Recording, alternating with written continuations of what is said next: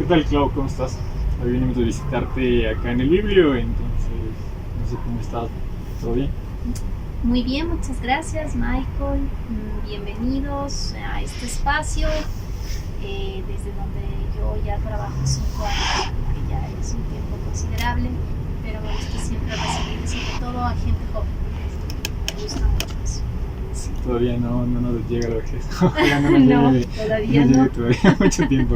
Todavía no. Bueno, yo me siento una joven adulta, pero ya no una joven Ya no joven. joven. Ajá, pero me gusta mucho siempre estar en contacto con los más jóvenes. Creo que eso es importante. ¿Crees que eso es importante en el quehacer de bibliotecario? Digamos? Absolutamente. Es una de las cosas más importantes. Con los niños también es muy importante, pero con los niños siempre vas a tener un mediador más, que son los padres. Los padres. En cambio, con ustedes los jóvenes es como una relación súper directa. Entonces, yo cuando los escucho a ustedes, cuando los veo, cuando observo qué es lo que se llevan para leer, eso habla mucho. Para mí, a mí me habla de cómo están las cosas, ¿no? Y de cómo están pensándose ustedes, cuáles son sus intereses, sus inquietudes, también sus miedos y sus preocupaciones. Entonces eso es algo que hay que ir leyendo. Cuando, justo por lo que dices, ¿crees que hay como un tipo de imaginario? ¿Has notado tal vez que cuando la gente viene de ciertos grupos de edad sacan más algunos autores? ¿Sí eso pasa? Por supuesto, o sea, digamos que la literatura en lo que nos congrega es que las historias a la larga siempre se repiten y se repiten en torno a temas fundamentales que nos mueven y nos congregan a todos. Son el amor, los miedos, la muerte, las relaciones interpersonales. Son esas cosas las que a través de las historias, de los libros, se van perpetuando, pero en realidad la esencia es la misma. ¿Qué notas tú? ¿Crees que hay, no sé, tal vez hay una diferencia entre, no sé, digamos, no quiero que eso suene mal ni nada, de hecho va a sonar mal.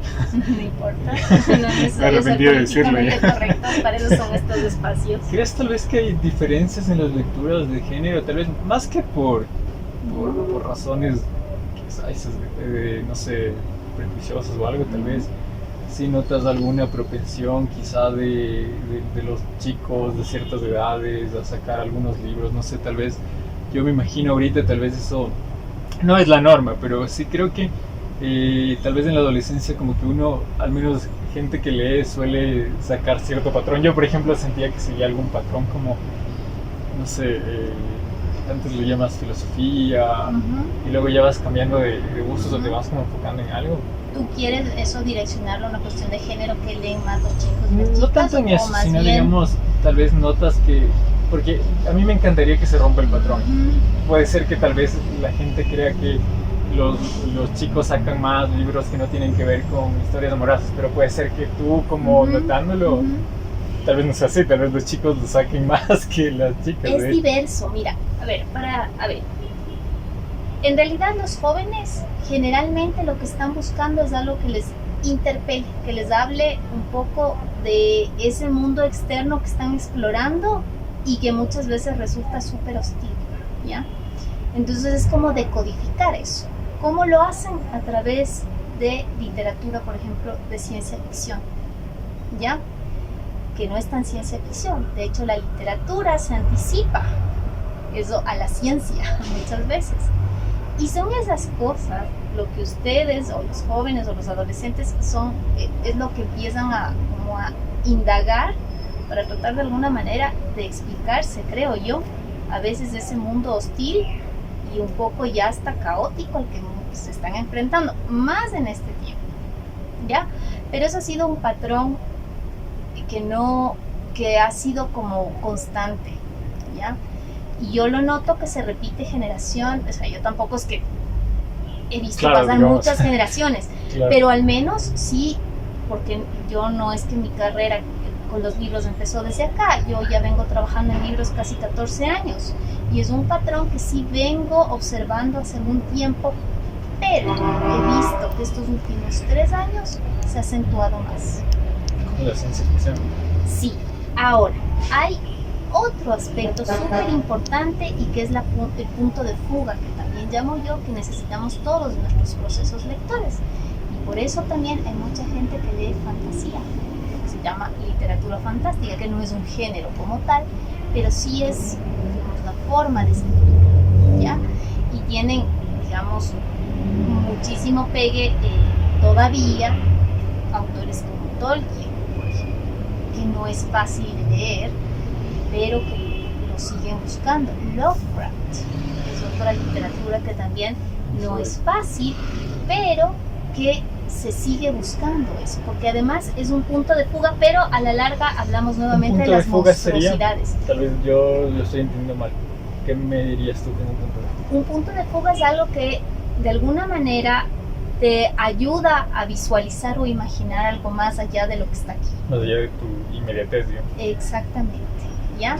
Entonces es como una oportunidad para proyectar otras cosas o para imaginar otras cosas y que te saquen un poco del cotidiano. Eso para mí es un punto de fuga. Pero hay autores como Lovecraft, ya nos vamos entre comillas más hacia lo miedoso, por ejemplo como Stephen King, que ocupan estas cosas un poco como de punto de fuga, pero siempre ancladas a lo más visceral, que es esa sensación de monstruosidad, de lo oscuro, otra vez de los miedos básicos, ¿ya? Y a eso apelan mucho estos escritores y por eso logran enganchar o logran comunicarse constantemente con sus lectores. Dejan de ser pertenecer solo a una época, por eso trascienden, porque pueden lograr comunicarse con sus lectores. Esos lenguajes están allí, se siguen reproduciendo, ¿ya? Y eso es lo maravilloso del libro y de lograr entablar ese tipo de conversaciones. Y para eso estamos en cambio los bibliotecarios o los mediadores de lectura, para crear ese vínculo entre el autor y el lector, exacto, para ir creando ese hilo conductor, ¿ya? Y para ir chequeando también por dónde van tus lectores, si ya pueden dar o quieren dar un salto distinto, ¿ya? Si es que sus inquietudes o sus intereses ya están cambiando, tú tienes que ir cambiando también con tus lectores, o si no, ¿cómo puedes estar cerca? ¿Ese cambio cómo se expresa? Quizá en el stock de los libros que traes. Absolutamente. Y eso también es muy complicado, porque allí siempre va a estar mi sesgo, mi mirada, claro, ¿ya? Mi filtro, ¿ya?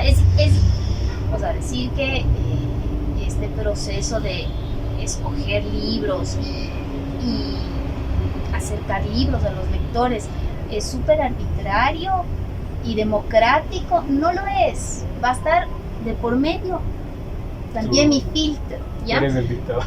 Algo así, pero de lo que se trata es que yo o cualquier bibliotecario o bibliotecaria esté dispuesto a escuchar y tenga una idea de la polifonía que implica manejar una biblioteca. ¿Qué quiero decir eso? Que obviamente hay muchas voces, hay muchos gustos, hay muchas miradas y tú tienes que ser lo más abierto a eso, ¿ya? Creo que eso es lo importante de alguien que maneja no solo información, sino maneja emociones, es ser muy abierto a todos los cambios y a todas las formas de pensar, de interpretar, de ver, las aspiraciones y demás.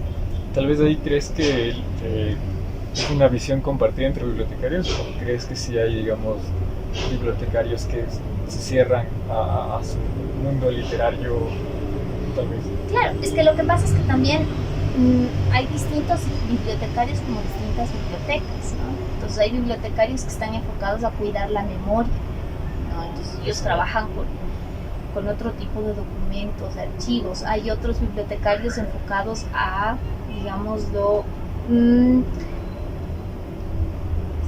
segmentar y ordenar conocimiento, una cuestión más técnica, ¿ya?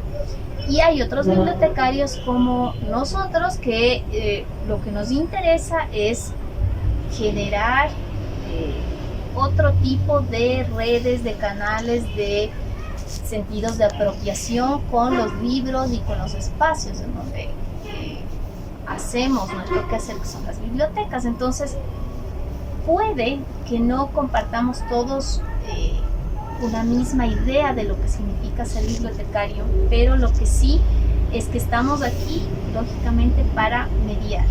Eso sí, creo que cualquier bibliotecario, desde el más tecnicista hasta el, digamos, lo más humanista, tiene esa idea. Mediar el lector y Mediar y tratar de acercar el conocimiento a la gente. Esa mediación, ¿cómo se expresa? Por ejemplo, tal vez alguien tiene una evolución literaria, autores que revisa y tú tal vez ahí comentas autores que crees tú le podrían interesar en ese momento. Por supuesto, obviamente tienes que venir con un bagaje también y tienes que seguir haciendo tu bagaje. ¿Qué quiere decir eso? Que tú tienes que tratar de estar informado de todo lo que, o la mayor parte de lo que está pasando en tu oficio. En tu oficio implica no solo la bibliotecología como tal, sino en mi caso todo lo que está pasando con editoriales, con el libro digital ahora, o sea, todas las causísticas que están alrededor del libro, ¿ya? Y eso tienes que transformarlo sin necesidad de ser reduccionista o instrumentalista, pero tienes que tratar de transformarlo en un lenguaje, una narrativa de tu oficio, ¿ya? ¿Qué es lo que vas a hacer? ¿Cómo quieres proyectarlo? ¿Para cuánto tiempo quieres proyectarlo? Y en función de quién o quiénes quieres proyectarlo. Porque una cosa, por ejemplo, es lo que en unos proyectos o en instituciones o en bibliotecas públicas se espera desde la institucionalidad, lo que esperan los lectores o usuarios, y tú estás en el medio como bibliotecario. Entonces hay que hacer dialogar esos mundos, esas dos posturas, ¿ya? Y llevando los proyectos o las bibliotecas hacia donde tú creas que hay un punto de equilibrio. Pero para eso tienes que estar constantemente informándote y escuchando a, por un lado, la institucionalidad o jefes, o como se quiera llamar, o la situación en la que estés, y por otro lado, tus usuarios o tus lectores. ¿Ya? Entonces es eso. Eso es el mediar. Estar dispuesto siempre a escuchar y seguir haciendo e ir guiando o proponiendo esas líneas de trazabilidad por las que tienes que seguir continuando, porque esto suena muy cliché, pero es muy real. O sea, las personas no somos perennes en los lugares en donde estamos. El chiste es ir creando, la meta es ir creando líneas por donde seguir construyendo. Eso. Justo con lo que decías, tal vez, a tu opinión, ¿cuál crees que es el desafío más grande de justamente eso? Construir esas líneas para que te vayan quizás relevando. Lo más complicado es establecer un futuro. ¿En qué sentido? Un futuro súper cercano en no solo los comportamientos, sino las necesidades de la gente, ¿ya? Entonces, tratar de imaginar o proyectar eso en estos momentos es difícil. Entonces lo que hay que hacer es, como todo buen bibliotecario, también tiene que ser un buen investigador, es ir, como dije anteriormente, construyendo una narrativa alrededor de eso, es decir, tratar de contar la cantidad de información que necesites, testimonial, técnica, toda la información que más puedas adquirir, ordenarla y luego empezar a pensar en tratar de proyectar. Entonces, ¿qué es lo más importante para la gente? ¿Tener un repositorio digital o es más importante tener estos lugares de encuentro, aunque sea virtuales, para poder seguir expresando sus inquietudes, sus deseos, sus placeres, sus gustos? ¿Qué es lo más importante? ¿Qué ayuda a que la gente esté mejor en estos momentos? Sin que una excluya a la otra, obviamente, pero es eso, es ir es ir trazando esa ruta a punta de, ahorita lo que a todos nos ha tocado en los diferentes oficios, es simplemente a punta de adaptación y de estar abierto a. Tal vez justo como mencionas eso, la interacción debe haber variado bastante entre los usuarios. Yo supongo que antes de la pandemia el usuario venía, hablaba, conocía a otros usuarios de manera física, compartía lecturas, autores, recibía recomendaciones. Con la pandemia obviamente eso se debió haber afectado. Tal vez ahí, ¿cómo ves en el futuro eso? ¿Crees que, bueno, tal vez si la vacuna llega, crees que todo se va a normalizar o crees que la interacción definitivamente tiene que avanzar, cambiar? Tiene que cambiar.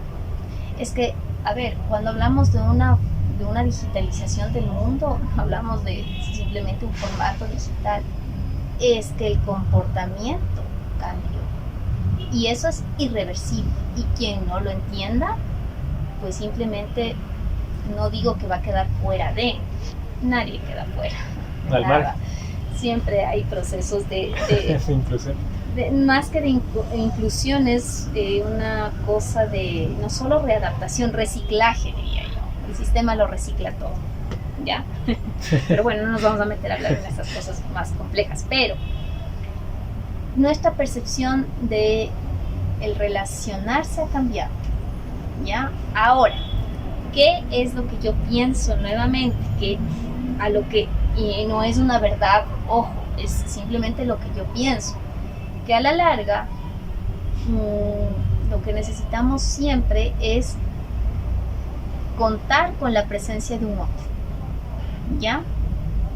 Y ese otro no solo se codifica en eso, en una virtualidad, sino en una experiencia. Entonces lo que yo creo que debemos seguir fomentando son las experiencias de vida, ¿ya? Por el formato que sea, por la forma o utilizando las metodologías pedagógicas, las herramientas diversas que tengamos a nuestra mano, pero la idea es seguir creando experiencias en la gente, ¿ya? Si bien es cierto, como tú dices, ha cambiado un poco el interrelacionarse, ¿ya? Al menos mis usuarios y usuarias sienten que aquí tienen a sus bibliotecarias todavía. Y ¿ya? lo comparto.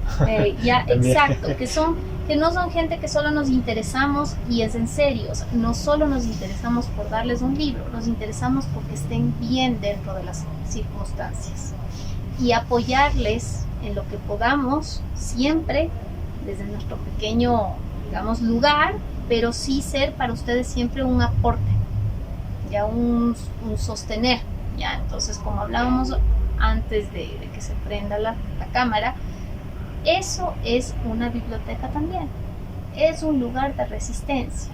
Justo eso te iba a preguntar. Son lugares de resistencia porque una biblioteca no solo hay memoria, no solo la memoria en los libros o en el repositorio que hay en una biblioteca, sino en la memoria de las historias que aquí se van construyendo. La dificultad es que muchas veces nosotros como bibliotecarios no vamos contando esas historias, ¿ya? Hay pocas personas que hacen de ese oficio una narrativa, y eso también es necesario, ¿ya? Hay que ir levantando etnografía desde las bibliotecas, porque estos lugares hablan de un pasado, pero también hablan de la capacidad que tenemos o el respeto que tenemos por nuestro conocimiento, por el arte, por las letras, y no solo en conservar el fondo, es decir, mantener los libros lindos y bien y cuidados, no, sino el uso que haces del espacio. Eso es construir memoria, ¿ya? Y si una biblioteca deja de ser útil o deja de ser necesaria para sus usuarios, significa que ahí se produjo una desconexión. Y ya no está hablando, no le está hablando a esa comunidad, no le está hablando a esa ciudadanía, no le está hablando a nadie de su oficio, función. Por eso tenemos que ser lugares de resistencia, porque desde aquí se cuenta algo, se cuentan experiencias de vida, se cuenta comunidad, ¿ya? Que es a lo que, digámoslo así, va cambiando los tiempos. Tal vez suene un poco ilusorio, pero en realidad creo que es el cambio a lo que tenemos que ir, y es pensar en pensarnos en un dentro de algo, en un colectivo, en una pequeña comunidad, por minúscula que sea, pero sentirnos parte de algo. Por eso es que el libro es importante, porque muchos jóvenes y chicos y niños y niñas se sienten parte de algo, es de su lugar, es Estoy de su acuerdo con cotidiano. eso porque siento yo personalmente que los espacios como sí te dan sentido de pertenencia, es decir, obviamente aislado, digamos, cuando no hay algo como el biblio, estás solo, digamos, metafóricamente, o sea, digamos figurativamente, no metafóricamente. Uh-huh. Y tal vez te sientes un poco distante, no encuentras tal vez cómo hablar con otro, cómo expresarte con el otro, que comparte intereses. O sea, digamos, no exageradamente, ¿no? Obviamente, Ajá. digamos, hay cosas que se pueden compartir fuera de las bibliotecas. Así es, y así tiene que ser.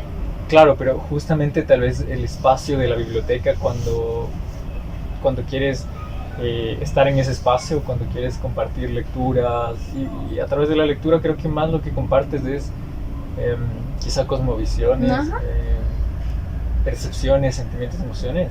Exacto. Tal vez cuando no hay estos espacios o cuando tú no sabes que existen, tal vez te estás perdiendo esa experiencia que necesitas tú como individuo, ¿no? Exacto, lo que acabas de decir es clave. Cuando no hay acceso a un lugar, ya, cuando hay una limitación hacia ciertas cosas que deberían ser comunes, como el acceso a la información, el acceso al libro, ya, nos estamos perdiendo de algo, de una experiencia comunitaria, que no es la única experiencia, pero es una buena experiencia, ya. Y no vamos a hablar de que es una experiencia que puede transformar vidas, porque eso es llevar este oficio a un extracto muy por arriba, y no se trata de eso. De lo que se trata es de llevarlo a la cotidianidad, ¿ya? Si bien es cierto, no vamos a transformar vidas, pero sí vamos a transformar por lo menos un poco los estados de ánimo de la gente, mejorar su calidad de vida, sentirse en bienestar, Claro, acallar un poco el malestar. Justo ¿Ya? lo que dijiste De eso se trata. me hizo pensar en ese discurso que a veces fluctúa de tal vez el libro, la lectura te hace de alguna manera moralmente mejor. Es una exageración total. Todos esos discursos lo que han hecho es hacer del libro, todavía, aunque ya está cambiando un poquito esa realidad, algo más elitista, más por fuera de la vida de la gente, más como algo, como un placer para algunos, no para todos. Y eso hay que cambiarlo, ¿ya? Porque en definitiva la lectura, la literatura lo que busca es, nuevamente volvemos al principio, reunirnos en sentimientos, en emociones, en pensamientos comunes, ¿ya? Lo que estamos viviendo como humanidad lo han vivido en otras épocas, de distintas formas sí, pero las sensaciones han sido las mismas, ¿ya? Y de eso se trata, de ir construyendo esas percepciones, esos caminos, esas ideas de que todos deberíamos tener acceso a cultura, ¿ya? Eso es un derecho, y es un derecho consagrado en la ley orgánica de cultura. Todos tenemos derecho a la cultura, y la cultura expresada en diversas formas de organización, a través de las artes, a través de la lectura, etc. Porque el concepto de cultura también es muchísimo más amplio, ¿no? Estamos acostumbrados a relacionarlo simplemente con las expresiones artísticas, no va por ahí. Justo eso me gustaría que me cuentes, porque también antes de hablar contigo tenía yo creo, una idea muy limitada de lo que era la cultura. Creo que la acercaba mucho, la limitaba a ejercicios como la literatura, la pintura y eso. A las artes, a las expresiones artísticas. Después de hablar contigo una vez que vine al Biblio, me lo fui pensando de regreso a casa y dije, es más de lo que uno tiende a creer, como uno lo mecaniza y dice, no, esto es cultura, esto no es cultura, y tal vez la cultura impregna todas las actividades que hacemos, ¿no? Tal vez ahí no sé si puedes contarnos algo de... Es absolutamente, y a lo que, o sea, cultura es la forma en que nos relacionamos, lo que consumimos, cómo vivimos, ¿ya? Y esas prácticas van más allá de las expresiones artísticas. Lo que pasa es que ha sido muchísimo más fácil ponerla, la cultura, como algo foráneo, por fuera de nosotros, ¿ya? Porque así es más fácil de manipularla, y llevarla a los condicionamientos que cada grupo ha querido, o institución, es otro tema. Pero si nosotros empezamos a entender la cultura como algo transversal, ¿ya? Pues entonces seremos más conscientes de nuestros derechos también y de nuestras obligaciones como ciudadanos para conservar eso que culturalmente queremos, ¿ya? Y a eso también tienen que ir las bibliotecas, ¿ya? A empezar a socializar este tipo de conceptos, ¿ya? Y que no sea solo un concepto, sino que se entienda como una praxis de vida, ¿ya? Cuando uno lo incorpora como praxis de vida, pues creo yo es más fácil o es más grato o es más espontáneo hacer un uso efectivo de los espacios y también de nuestras capacidades y nuestras, o sea, es como ampliar derechos. De eso se trata. Cuando la gente conoce más lo que significa cultura, tiene la capacidad también de ampliar sus libertades como ser humano. Y por ahí va, ¿ya? Y las bibliotecas deberíamos siempre socializar eso. Que el conocimiento, que la información, que las formas de vida, que las cotidianidades están al alcance de todos. No es una práctica de unos sí, de otros no. No. Es transversal para todos. Y eso hay que involucrar en la cabeza de las personas, ¿ya? Estoy de acuerdo y de ahí... Sin adoctrinamiento tampoco, ojo. Eso también es peligroso. Justo ahí se me vino a la cabeza esto de, por ejemplo, algo que a mí personalmente no me agrada de estos ambientes muy herméticos de la literatura ecuatoriana. Uh-huh. Bueno, ya creo que lo dije, ¿no? Es hermeticismo. Es, muchas veces noto y he tenido como el desagrado de tener contacto con ciertos grupos que sí me parece que elitizan y, digamos, cierran, ¿no? Es decir, el acto de la literatura ya no es algo, como tú decías, que nos compete a todos, sino es algo como que nos compete a pocos, que nos incluye a pocos. Y obviamente yo supongo que el Club del Libro tiene otra meta, más que te lean a ti mismo si eres el que escribe el libro. Entonces, por ejemplo, eso es algo que yo odio como joven, como lector. Esos clubes de libro en donde el autor se refuerza a sí mismo, ¿no? Es decir, léanme y lo que no haya escrito yo no hay que leerlo. Y también a veces siento que hay muchas envidias en el plano literario. No sé si ahí es una percepción desde afuera,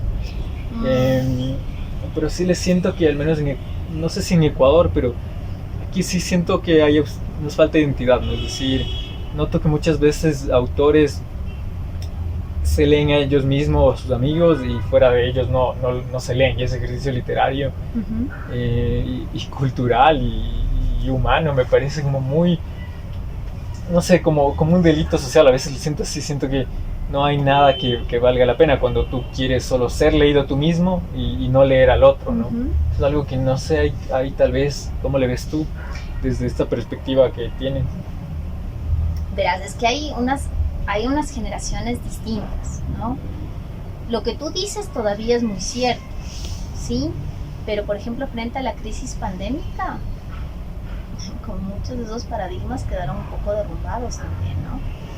Porque resulta que aquí nadie se salva solo, ¿ya? Y estos escritores, de alguna manera que corresponden más a la vieja guardia, han tenido que acudir a editores independientes nuevos, jóvenes, para producir sus trabajos. Entonces han tenido que bajarse un poco de sus pedestales.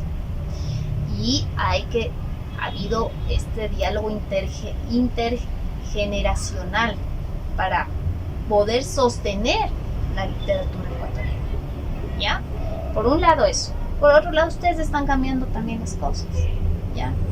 ¿Por qué? Porque ustedes están demandando otro tipo de formas de hacer, ¿ya? Ustedes no les interesa mayormente si es que, y eso yo lo he demostrado aquí en los clubes de libro cuando les he traído a los autores.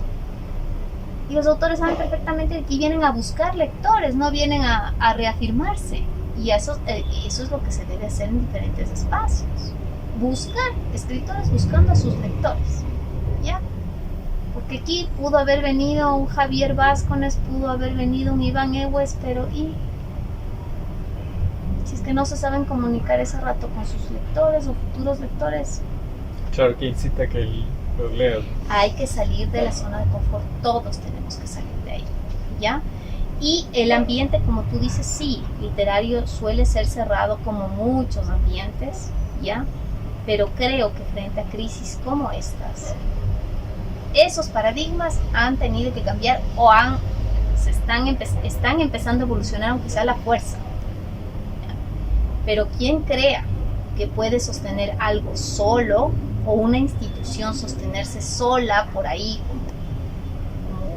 como una célula, como una élite apartada, sin dialogar con otros, está destinada simplemente, no sé si a desaparecer, pero sí a un vertiginoso,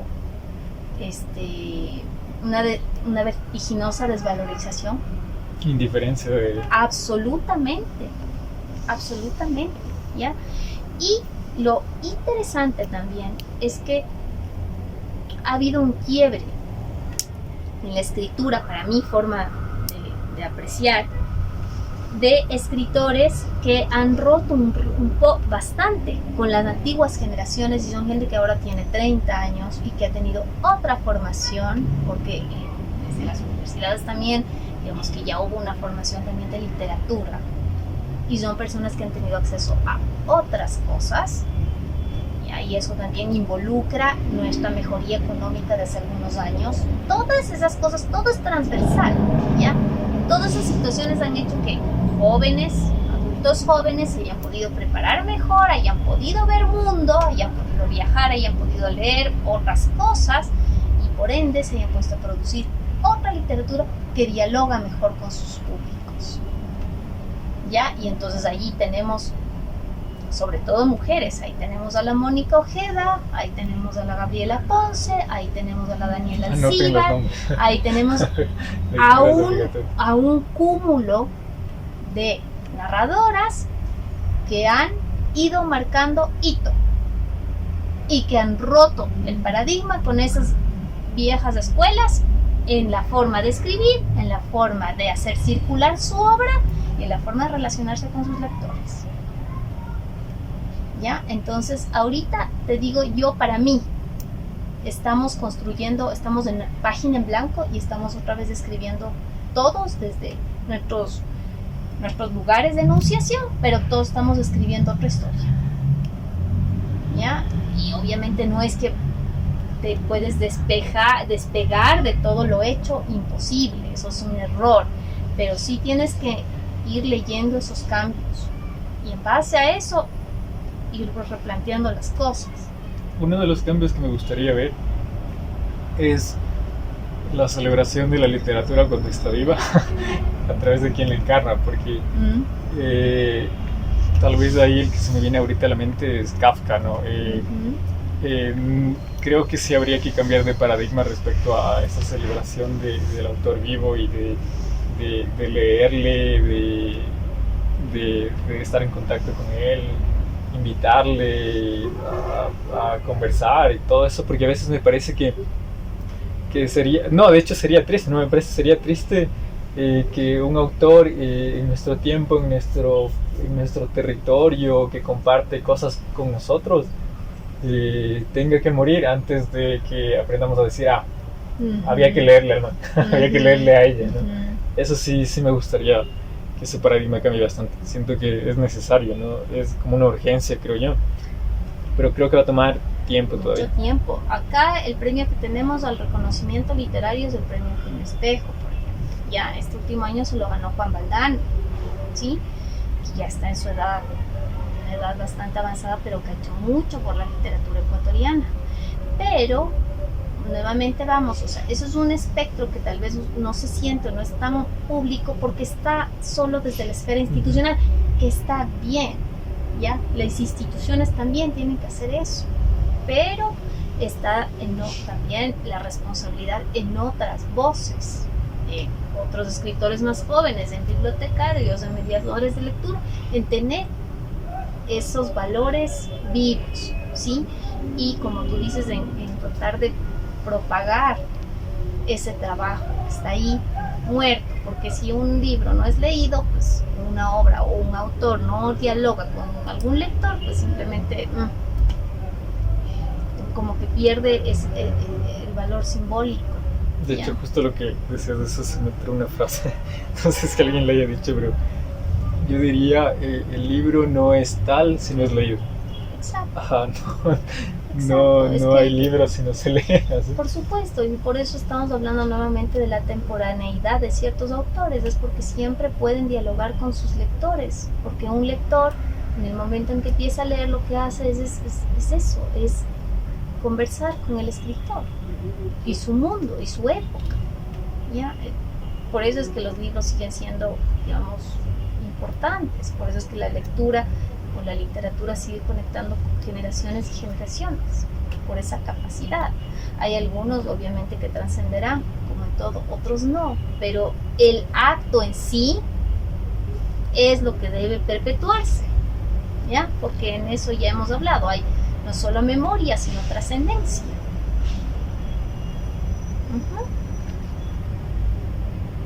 Ahí me quedé pensando en tus palabras. Tal vez te gustaría compartir alguna alegría de quehacer de bibliotecario, algo que te haga bien a ti, que digas, chévere, esto. Sí, este último tiempo, mira, yo me he interpelado mucho de qué tanto sentido tiene lo que seguimos haciendo, y eso está bien, ¿ya? Cuando no te hagas las preguntas, ahí es donde yo creo que está mal, porque significa que entraste en una zona en la que ya no estás conectando con nada. Entonces, hay días en los que digo, ¿tiene sentido lo que estamos haciendo? Por ejemplo, mañanas en las que digo, no viene la gente, y después siempre viene algún usuario o usuaria que me hace pensar que sí, tiene todo el sentido del mundo lo que estamos haciendo, ¿ya? Al que viene, acude, conversa, y tú le sientes que se va distinto de cómo llegó. Eso es como dice Perec, un acto microbiano, desde lo cotidiano, desde un espacio tan chiquito, pero tú puedes ir midiendo esas sensaciones, esas realidades, ¿ya? Los actos microbianos también se encuentran muchos sentidos de vida, y le damos sentido a la vida. Ahora, otra anécdota es que literalmente yo he visto y he corroborado cómo desde bibliotecas se están cambiando entornos, geografías. Cuando tuve la oportunidad de asistir a Costa Rica, reunirme con otros bibliotecarios de bibliotecas comunitarias, pues me di cuenta que hay gente que realmente está sosteniendo vida desde sus espacios bibliotecarios, al punto de que van a zonas de conflicto, violentas, barrios terribles, en los que van y se dedican con la comunidad a pintar un mural de un libro, ¿sí? Y desde ese pequeño mural congregan a la gente y se ponen a leer en voz alta, y esa es su biblioteca ambulante, ¿ya? Y van haciendo que su barrio, los violentos, vayan cada vez aislándose más, porque cada vez van pintando una nueva cuadra, una nueva casa, un nuevo lugar en donde lo van ocupando los vecinos de ese lugar para hacer actividades con sus niños y sus jóvenes de lectura. Y yo cuando vi eso se me saltaron las lágrimas. Ahora ya no me emociono tanto porque lo he comentado en algunos espacios, pero cuando yo vi esa experiencia fue así como, qué gente más espectacular, por favor. O sea, literalmente gente que está cambiando sus territorios desde actos tan pequeños. Hay otra bibliotecaria en Perú, en Chincha, ya muy alejada, una población mayormente indígena, que en este tiempo de pandemia no tenían cómo educar a los chicos. Ella empezó a gestionar celulares, iba con libros a los vecindades más cercanas que ella podía llegar para ayudarles a los chicos con los deberes, una bibliotecaria. O sea, te queda. Y ella, cuando no era tiempo de pandemia, juntaba gente en el parque para hacerles proyección de cine. Es Gente que no tiene conocerla. acceso a nada. Ella les dio la posibilidad de acceder a cosas. Ya, y bueno, esos son casos así como de realmente bibliotecarios, pero ya con una fuerza increíble. Y también están bibliotecarios que tienen una condición un poco más favorable, como por ejemplo en Colombia el ratón de biblioteca, que se dedica a que los niños piensen cómo les gustaría, que entienden por paz, y construyen narrativas alrededor del concepto de paz en Colombia, que ya sabemos que es Colombia, ¿ya? Pero que los niños van construyendo sus relatos, y eso lo que ayuda es, digámoslo así, a exorcizar un montón de cosas que tú ves a diario y que no sabes cómo expresarlas, y que no quieres crecer en un contexto así, pero no sabes como niño tampoco qué hacer al respecto. Entonces la biblioteca te ayuda, o los bibliotecarios te ayudan a que tú narres eso y saques. Ya, entonces hay distintas formas de hacer. Hay otros españoles, en cambio, que todo el tiempo están trabajando con población migrante, que es algo que yo también ya estoy haciendo desde acá. Muchos de mis usuarios son venezolanos y trabajo con sus conflictos. Ya, son todas esas cosas desde una biblioteca. Tú puedes ir también, por más que parezca insólito, sí puedes ir viendo cómo se van transformando las realidades y las cosas, cómo va cambiando tu geografía, y también cómo va cambiando el espacio público y lo que la gente entiende por espacios públicos, y cómo va cambiando también la percepción y la forma de pensar de la gente. Creo que esos cambios, Por supuesto, es un catalizador. Todos desde nuestros espacios creo que los podemos, solo hay que saber observar, pero hay que estar abiertos a observar, y que no todo lo que veamos nos va a gustar. Pero de hecho hay cosas que te chocan, pues te interpelan, y te dices por dónde estamos caminando, pero esa es la realidad. Punto final. Hay violencia, hay desigualdad, hay pobreza, hay precarización en los jóvenes especialmente. A mí me desespera eso. Ver gente que son súper preparados y que se están enfrentando a un mundo súper, que para ellos precario, para ustedes, complicado. Y eso hay que saber leer, hay que saber observar, porque si no estás despegado de tu mundo. Entonces, ¿cómo puedes desde tu micro lugar tratar de no cambiar, pero por lo menos brindar algo bueno para los demás? Si es que estás desconectado de estar conectado con las realidades, por más a veces molestas que nos puedan resultar, pero a veces ya el exceso de realidad también ya claro, te asfixia un poco. abruma, pero es que hay que estar, punto final, es eso. Así que esas son las experiencias que he tenido. Las positivas. Sí, no, he visto cosas hermosas. Por ejemplo, hay gente que desde la biblioteca metropolitana, que me parece un ejercicio bellísimo, que yo lo hubiese gustado hacer desde aquí. Se llamaba Ten una cita con un libro, y por ejemplo la gente que podía llamar a pedir que un bibliotecario le llame a una persona y lea algo por teléfono, ¿sí? ¿Cachas? Claro, o sea, son cosas que por más... ¿Cuándo lo hice? Lo hicieron el 14 de febrero. Son cosas que por más pequeñitas que parezcan... Nos lo perdimos todos. Exacto, son cosas que por más pequeñitas... Tal vez porque nos falta difundir mejor lo que hacemos, sí. Es probable, sí, estamos en eso. Pero son esas pequeñas cosillas así que tú dices, pucha, qué lindo. ¿Ya? ¿Qué te dice eso? Rescatar o revalorizar la importancia de la lectura, pero a través de la sensación de la voz. Recuperación de los sentidos, si queremos ponerlo en una cuestión más académica, más formal. Sí, es eso. ¿Ya? Pero es que es eso, es poner a dialogar muchas cosas, el mundo académico, de los libros, con lo cotidiano, con lo vigente, es eso. Y para eso estamos los mediadores, los bibliotecarios, los profesores. Eso, es para poner a dialogar muchos mundos. Es que de hecho a veces yo siento que la lectura es como es media equivalente a la conversación, ¿no? O sea, yo comparto este criterio que, si no recuerdo mal, creo que dice Descartes, lo voy a decir en español.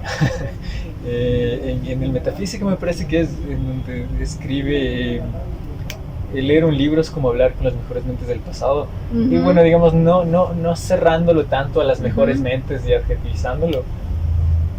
Sí creo, ¿no? Es decir, cuando lees es como estar conversando con alguien que no es una persona, pero es la voz de una persona. Y al final no sé si puedes distinguir la voz de una persona con la persona y ese tipo de ejercicio de poder cerrar, descansar un rato y pensar lo que estás leyendo, pensar sobre lo que estás hablando con el libro, al final te permite como que abrirte más a otros criterios, a otras formas de ver las cosas. Sí. Me parece muy indistinguible a veces como hablar. Creo que la ventaja tal vez de la lectura es que puedes hacer una pausa, ¿no? Tal vez cuando hablas con alguien la pausa no es posible, es decir, en el ejercicio hablas y luego te toca regresar pensando. ¿Qué es eso, Mike? Eso, como lo decía Foucault, es un ejercicio de pequeñas libertades. Lo que tú estás diciendo, la lectura de alguna manera interrumpe esa vertiginosidad de lo inmediato, eso es un ejercicio de libertad, por más pequeño que parezca. En un mundo, como dice Bauman, líquido, en el que todo es intrascendente y desechable, ¿ya? Hay que revitalizar estos pequeños actos cotidianos, porque son esos pequeños actos los que nos ayudan a estar mejor, a ser más conscientes de la vida, a sentir la vida, porque si no... A vivir conscientes de que vivimos. Por supuesto, porque si no, simplemente estamos, o sea, bueno, también es súper vanidoso, es vanidoso pensar de que todos vamos a trascender. No es así, pero al menos vivir con un poco más de conciencia de lo que estás haciendo, para quién lo estás haciendo, qué estás por lo menos cambiando en tu pequeño mundo, pero algo, por lo menos, algo. ¿Ya? Entonces, sí, son esos pequeños, la lectura debe ser vista como algo así también, como el ejercicio de libertad. Es que es eso. Con la posibilidad de encontrarte con otros mundos también, pero con un ejercicio democrático de ejercer tu propia libertad. Es un acto más democrático elegir lo que tú quieres leer, como tú quieres pensar, las voces con las que te quieres encontrar. Es un ejercicio de libertad. ¿Ya? Y bueno, hacia allá vamos propendiendo todos a ampliar esos pequeños derechos, ¿no? Esas pequeñas libertades y hacerlas derecho. Ahí volvemos nuevamente a lo de la cultura, ¿sí? Entender el ejercicio cultural como una cosa cotidiana para transformarlo eso en derechos, ampliación de libertades, propensión de derechos. Ya, por más progresista que son el discurso, pero de eso se trata, de eso se trata. Eso, Clau, entonces no sé si tal vez quieres mandar un mensaje final a alguien que ve esto, tal vez, si es que ¿sí? Creo que todo lo que he dicho he mandado mi mensaje, que es, para mí lo básico es estar siempre conectados con las realidades, con la disposición de escuchar siempre los cambios, pero también con la disposición de ejercer las pequeñas libertades y dar la oportunidad en lo que podamos a los otros de que también las ejerzan. Creo que eso es, desde la profesión en la que estemos. Eso fue muy servir de alguna manera a los demás, pero para mí es eso. Ese es mi sentido de vida, si no, ya, ¿para qué? Eso, gracias chicos. No, a ti, Clau, gracias por el tiempo. Un abrazo a todos los que han estado escuchando. Bueno.